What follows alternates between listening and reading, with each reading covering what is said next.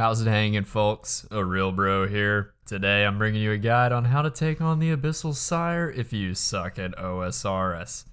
Let's get right into it. So first things first, the Abyssal Sire is a Slayer boss, so you do need a Slayer task in order to kill it, and it does have a Slayer level requirement of 85. You can get the Abyssal Sire assigned to you directly as a boss slayer task, or if you get an Abyssal Demons task, you can choose to kill the Sire instead. I do highly recommend taking the Sire route when you get an Abyssal Demons task, because the Abyssal Sire works out to be some pretty good money per hour, and it's decent-ish Slayer XP per hour as well. As for your stats, if you have 85 Slayer, then you should have the combat stats required to take on the Sire. If you, for whatever reason, have a higher Slayer level, then have at least base 80s in your combat stats. 75 ranged is a bare minimum so that you can use the Toxic Blowpipe. And the Sire is pretty annoying if you don't have 92 magic or higher to cast Shadow Barrage, which we will get to in a minute. You're also going to want to have near maximum hit points just because the final phase of the Sire can do a lot of damage really quickly from all of the spawns that she sends out. And if you take too much damage, well, you know what happens. Oh, come on.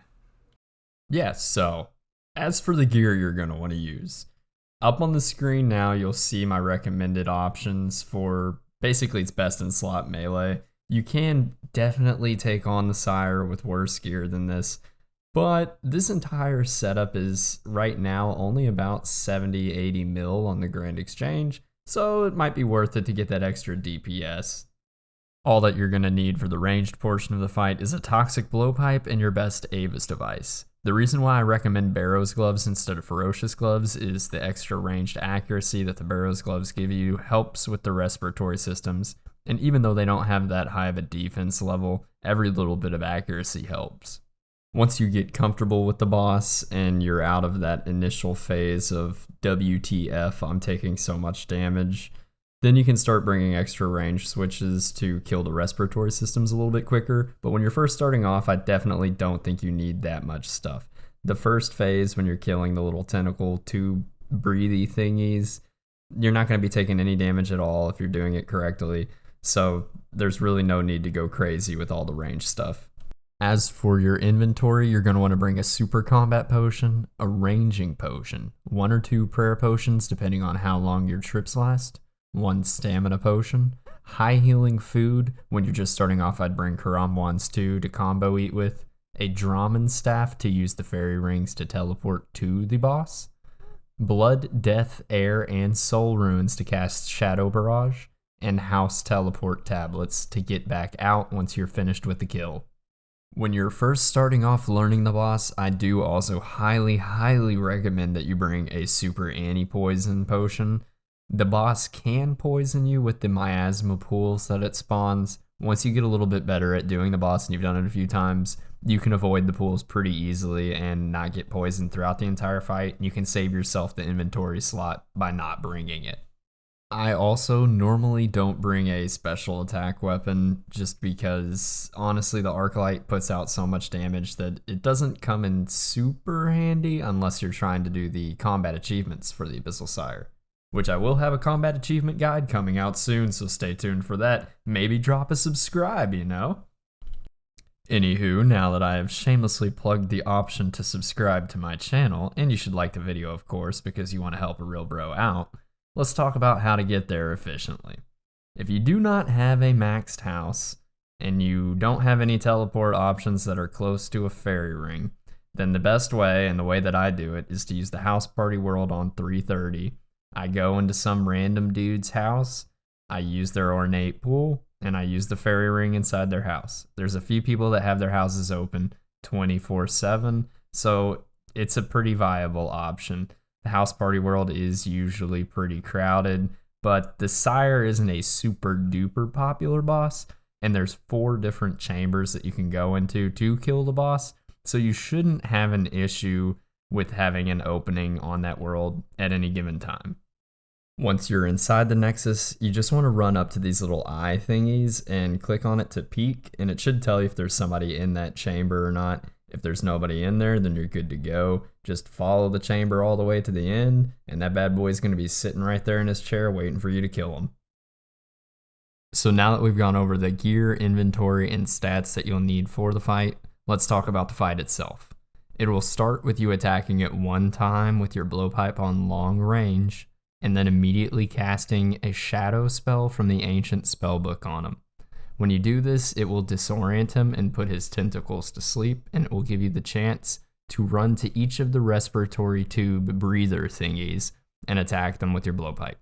Once you kill one, immediately move to the next. You only get 30 seconds in between each time you cast the spell, so make the most of it.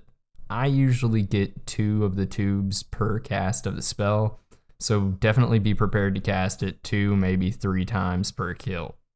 Generally, as a tip, I would say if you think that you're not going to be able to finish off a tube before the timer expires on the Sire being disoriented, then move back, cast it again. If you have to cast it 3 or 4 times per trip, that is absolutely fine. The kill, the profit that you get from it will pay for the ruin costs of casting Barrage that many times. If the tentacles wake up and they smack you, they're going to do a lot of damage, and they're going to cause you to eat through your food and shorten your trips. This part of the fight is also where the stamina potion comes in handy. You will be doing a lot of running back and forth, and there's a good chance that you will drain your stamina down to 0 before you finish off all 4 respiratory tubes. I like to sip that stamina potion when I get to 80 so that I have 100, and that'll leave me enough stamina to take the Sire on 2 or 3 times in a trip generally before all my supplies run out. Once you have finished off the last respiratory tube, go ahead and switch back to your melee gear and run back to where the boss is sitting. He will come down from his throne, or she, I'm not sure, maybe it's gender neutral. Anywho, it will come down from its throne, and you can begin whopping it with your arc light or whatever melee weapon you brought. Preferably an arc light though. So when it comes down from the throne, stage 2 of the fight has begun.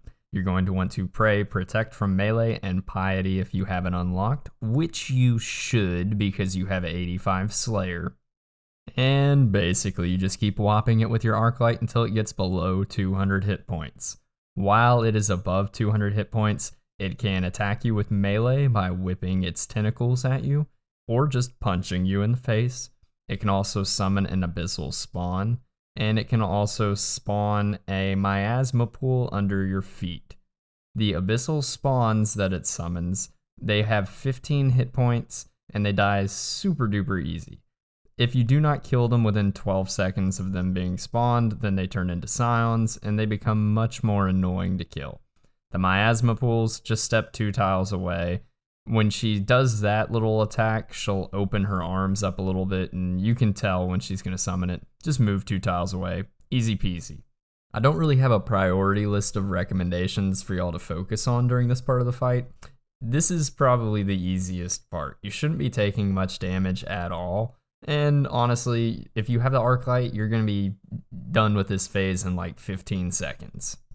So once you get it under 200 hit points, it will move to the center of the room. And if you can see on the screen where I have the tiles marked, that's going to be your safe areas from the tentacles. The tentacles will wake back up and they will start whopping away at you unless you stay in that little 3 squares wide region. I have every room marked of the Abyssal Sire boss area in the Nexus so that I know where to stand in each room. It's the same density in each room, it's 3 tiles. Just mark them before the fight begins. If you look from the corner of the tentacle in the middle right, it's exactly 3 tiles to the left from that. Once this portion of the fight begins, the Sire will start pouring spawns out, I think 15 of them, and they will start whopping away at you, so it's a race against the clock. You're going to want to just keep on smashing away at them. Now, every couple of seconds, it will spawn a miasma pool under your feet. If you move back and forth between the marked tiles on the left and right, each time that she spawns one of those pools, you should have time to get 1 hit in, and then move to the other tile, get another hit in, move to the other tile, and that way the pool is never under you, you're never going to be taking any damage from it. So once you get it under 140 hit points, it will teleport you to the left in front of it, and then it will open up and explode, dealing up to 96 damage. As soon as you get teleported, run away. The tiles that I have marked, that's kind of like my little guidelines for where to run to. That puts me in a safe distance away. And it will also help me get ready for the miasma pools that it spawns in this last little phase. So every few seconds, it will spawn another miasma pool 3 times. All you have to do is move out of the way 3 times, and then you can run up to it and start the race against the clock. This last phase is a straight DPS check. She will summon 15 spawns, and they will all start whopping away at you, chunking away at your HP, and trying to get you to 0. So basically the idea here is to get it to 0 before it gets you to 0. You can take a lot of damage very quickly in this last phase, so it's super important that you pay attention to your health. There is no shame in running away to heal up and then running back to keep whopping away. If you do run away, I would switch to protect from range because the minions will start ranging you, but if you want to just straight tank it, go for it.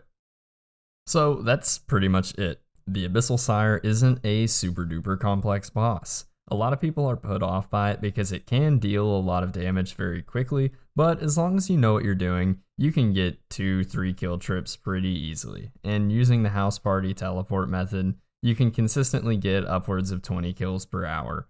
So go for it.